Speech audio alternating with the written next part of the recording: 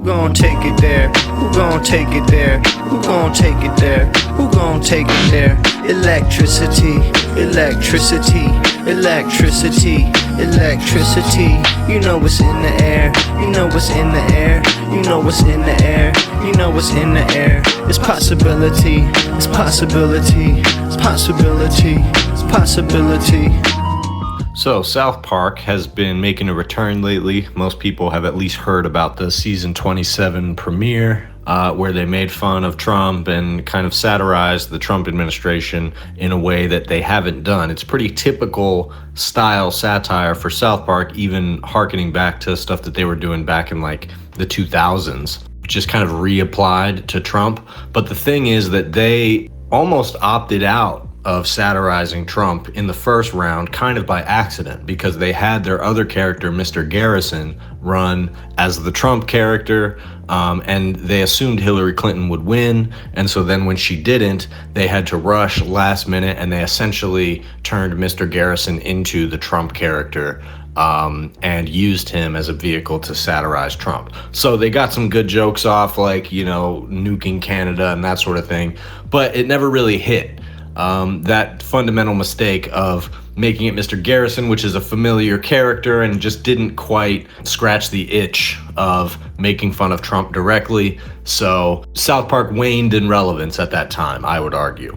And they had a couple of specials recently in the past few years, separately from the show itself. I think on like Paramount Plus, they were getting commissioned for hour-long specials, which were decent. You know, they tried out a bunch of different plot points, like Stan's dad having a weed farm and different stuff to try to introduce new elements. Some of it worked, some of it didn't. But ultimately, this splash that they've made in making fun of Trump the second time around is kind of the most relevant that they've been in quite a few years. I think the quality has been relatively consistent. If anything, on this, they're going back to a very cheap style of production, whereas some of their animation has gotten pretty in-depth over the years. But, you know, the Trump character is very basic, stripped back. He's kind of like similar to the old Canadian character that they used to do, with like the chopped head. And, you know, he's essentially a stick figure. It's a voice that their Saddam Hussein character used to have. He's in bed with Satan, just like Saddam Hussein was. But for some reason, coming back to that style and that joke now just kind of hits. It works with Trump, I think mostly because it allows them to satirize Trump in a way that doesn't feel tired, at least not as far as Trump impressions go. But it is also just so immature. It ultimately gets back to the thing that makes South Park effective satire in the first place, which is that it's just immature bullshit, and they're just very good at weaving in current, you know, cultural touch points to sort of make certain points about things. But ultimately, the jokes are very stupid, and they are making pretty much anybody that they can out to be very stupid. So them taking aim at Trump seems to be working. You know, they kept it simple. It seems like a big reason they're keeping it simple like this as well, and not making some big to-do of a new Trump character that's like, you know, something crazy, is probably because they're trolling the network as well. They've been critical of the merger that Paramount wants to do with Skydance, which also Stephen Colbert has been critical of, and many people say that that's the reason Stephen Colbert got axed, is because Trump wants CBS to do that essentially as appeasement for this merger to happen, because the merger needs Trump's approval. So South Park is kind of in the same position. They are a show that's run under the same umbrella, and they just got a season signed, I think for like $1.5 billion from Paramount, to give a new season of South Park. And then the first episode they drop is this kind of childish Trump parody, not only, you know, hearkening back to their more immature style, but also taking aim at Trump in a way that seems like they are at least trying to threaten this merger. They're openly criticizing the merger. They're openly criticizing Trump. And it seems like what they're trying to do is leverage themselves against the Trump administration and use this show that they have to annoy Trump either into denying the merger or whatever, getting themselves fired. So they're saying, all right, we're going to take your money and we're going to do what you commissioned us to do. And they have enough leverage at this point in the industry that they can do that. So this second episode that dropped, everybody's talking about because they parodied Charlie Kirk, who is, the right-wing commentator, grifter, one of the pioneers of this style of kind of being an unknown guy who goes and does YouTube videos or whatever, arguing with college students and various like woke people and like owning them in debate in sort of a context that you've set up yourself, as a meaningful way of cultural influence. And that has turned out to be a culturally influential form of content, whether it's because of money being dumped into it through advertising, which I think a lot of it is, especially in the case of Turning Point USA, the Daily Wire. These guys figured out, Jordan Peterson even said at one point that he figured out that if he pissed off people at a college campus, or if he created some controversy that got, in his words, social justice warriors all worked up, he could make money off of that. And he said that openly on the H3 podcast years ago. So that's been the grift that these guys are doing for a long time. South Park is taking aim at that directly, particularly Charlie Kirk. Essentially, the premise is that all these Republicans who are doing this like debate style content are stealing Cartman's shtick. Cartman's mad because he's been doing this shtick for years and they're stealing his shtick. And so Cartman then decides that he wants to get involved in this debate stuff and out debate. And so he starts doing a show where he's, debating college kids and about abortion and that sort of thing. And they have this running joke the whole time that it's about getting your nut, which is a weird thing. I didn't quite catch the wordplay there. Maybe if somebody caught it, they can point it out in the comments.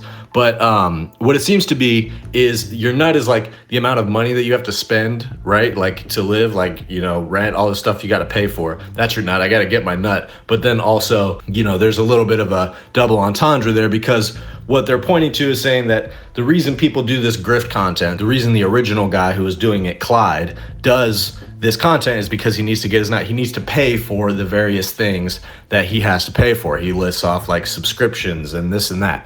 And so in order to do that, you make content like this, it generates revenue. And simultaneously, they had another plot point going on where Mr. Mackey, the school counselor, gets fired. They say we're cutting, public employees of schools and unessential workers, meaning, guidance counselors. And so he gets fired.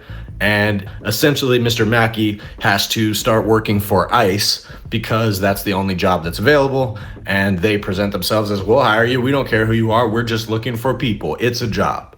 So painting this picture of somebody being kicked out of the public sector, people being kicked out of their jobs due to various forms of disruption. But hey, guess who's hiring? ICE, DHS. They're trying to do these mass deportations. They need people. So Mackey gets, sucked into doing raids. They do a raid of a Dora the Explorer concert, arresting parents and children at Dora the Explorer. They also have Kristi Noem, the director of Homeland Security, Trump's director of Homeland Security, directly involved in all this. She's going to the raids. Her face is, getting constantly facelifted and falling off. And she's also shooting dogs throughout the episode, because that was the story that she kind of came to prominence about, is that she shot a dog in the face because it was sick or something like that. I don't know. It became this like viral meme story that was all anybody knew about her.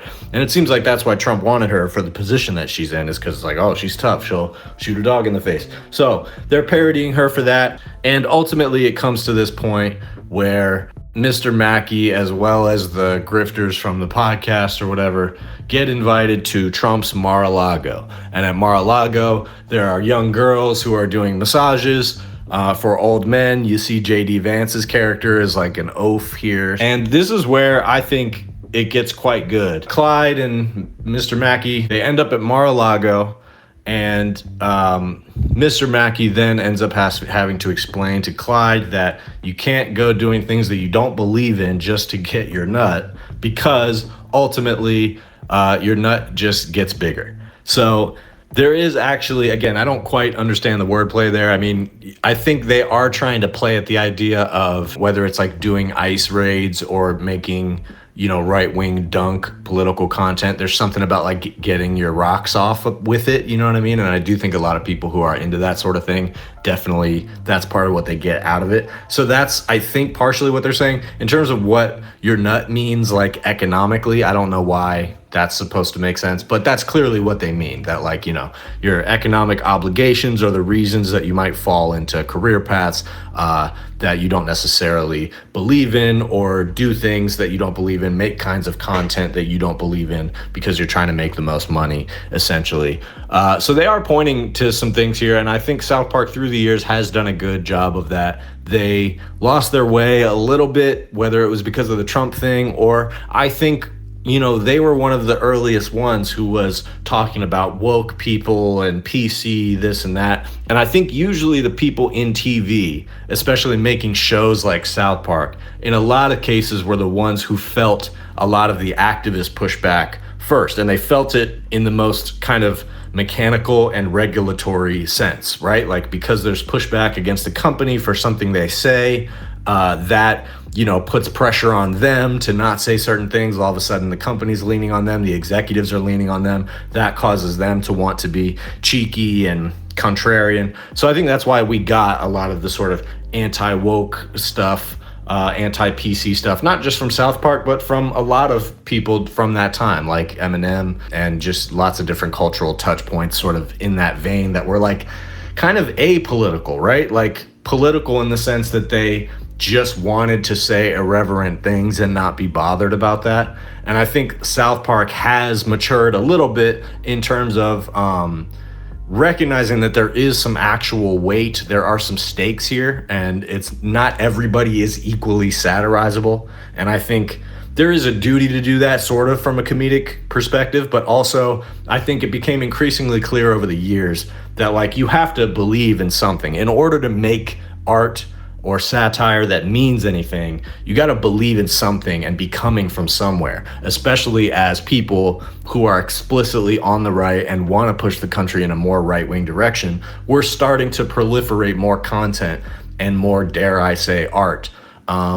And there was a lack of cultural pushback from the left to that for a while. They were able to sort of play the underdog angle. So South Park, I think, goes a long way towards pushing the narrative back. You get a lot of pushback from the right wing. You also get a lot of what Charlie Kirk is doing, where he's kind of basking in it. He's deciding, I'm going to embrace this and I'm going to say, good job, Cartman, and make this my profile picture and that sort of thing. So that's the tricky part when it comes to fascists, is that they believe in what they believe in, whether it's the same as what they say or not. Some people say a much more sanitized version of what they actually believe in, but they believe in it so strongly that it kind of doesn't matter how you present it, how you feel their views are presented, or whether they're presented with proper counterpoints or presented in a satirical sense like the way South Park is doing. And people are saying, oh, Charlie Kirk's too dumb to get the joke. They don't get that they're being made fun of. That's not true. Of course they get that they're being made fun of.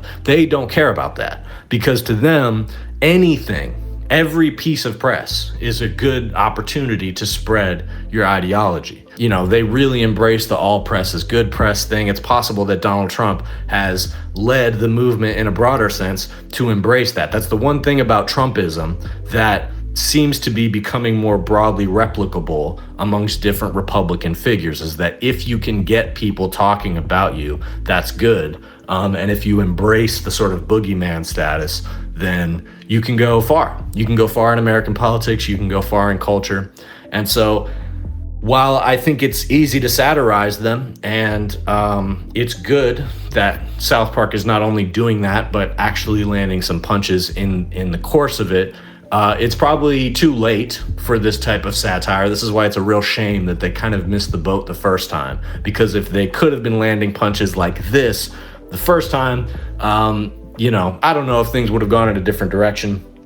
Maybe it's better that they're more potent now, but still, it's like things feel bleak enough that then when they make jokes about, Dora the Explorer having to work at Mar-a-Lago massaging old men because she got arrested by ICE, that's pretty bleak. I'm glad South Park is able to satirize that well, but it's kind of hard to laugh at, genuinely. But there is a very direct point being made there, though. They are really pointing at something. South Park has always been good at tying things together like that.